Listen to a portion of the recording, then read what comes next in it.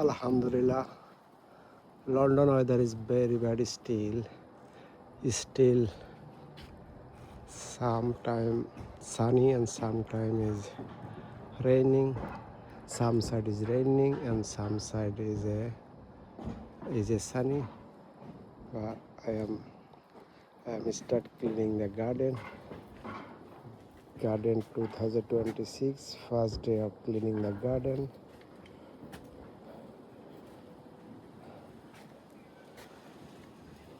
এখনো অনেক ময়লা, ওগুলো অনেক পরিষ্কার করতে হবে।